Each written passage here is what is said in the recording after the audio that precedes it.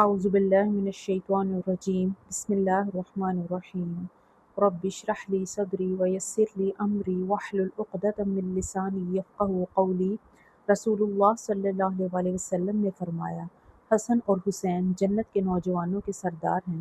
رسول اللہ صلی اللہ علیہ وسلم کے خاندان کی تاریخ تقویٰ، صبر اور قربانی کی روشن مثالوں سے بھری پڑی ہے۔ امام حسن کی زندگی حلم، بردباری اور مسلمانوں کے اتحاد کے لیے ایثار کی روشن مثال ہے، اور امام حسین نے حق کے لیے، دین کی سربلندی کے لیے ایسی لازوال قربانی پیش کی جو رہتی دنیا تک ایک روشن مثال رہے گی۔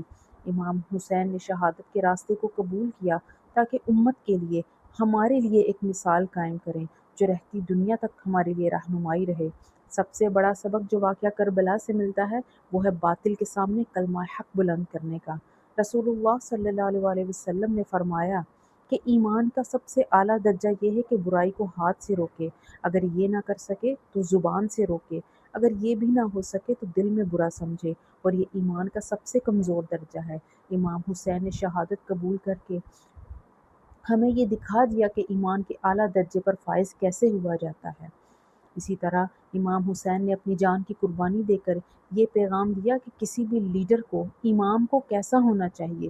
کسی بھی مقصد کے لیے اگر لیڈر کو قربانی دینی پڑے تو اسے دریغ نہیں کرنا چاہیے، کیونکہ بعض اوقات مقصد اتنا بڑا ہوتا ہے کہ امام کو خود قربانی دینی پڑتی ہے، یعنی جتنا بڑا مقصد اتنی بڑی قربانی۔ پھر اسی طرح واقعہ کربلا سے ہمیں یہ سبق بھی ملتا ہے کہ دنیا کی کوئی بھی مصلحت انسان کو حق بات کہنے سے نہ روک سکے۔ امام حسین نے ہمیں یہ سبق دیا کہ حق بات کہنے میں بڑی سے بڑی قربانی دینے سے دریغ نہ کیا جائے۔ اسی طرح اللہ کے راستے میں استقامت اور صبر واقعہ کربلا کا بہت بڑا سبق ہے۔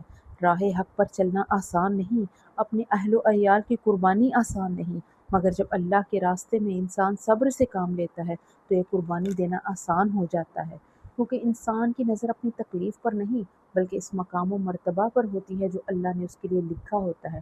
اس کی نگاہ اللہ کی رضا پر ہوتی ہے، اگر اللہ راضی ہو گئے تو سب کچھ مل گیا۔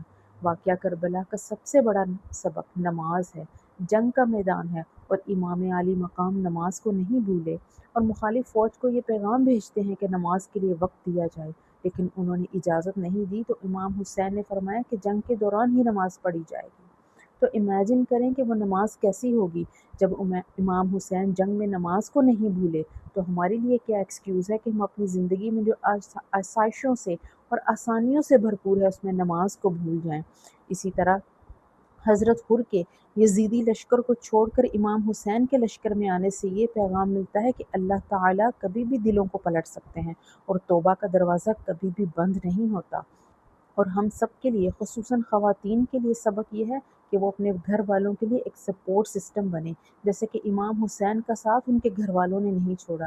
اسی طرح اگر کوئی ہمارے گھر میں دین کے راستے پر چلنا چاہتا ہے، جیسے کوئی پردہ کرنا چاہتا ہے، تو اس کو گھر سے ہی سپورٹ ملنی چاہیے، نہ کہ اس کی حوصلہ شکنی کریں، جیسے کہ حضرت زینب علیہ السلام نے امام حسین رضی اللہ عنہ کی شہادت کے بعد جس حوصلے ہمت کا مظاہرہ کیا، اور یزید کے دربار میں حضرت زینب نے جو خطبات دیے وہ حضرت زینب کی استقامت کا منہ بولتا ثبوت ہیں۔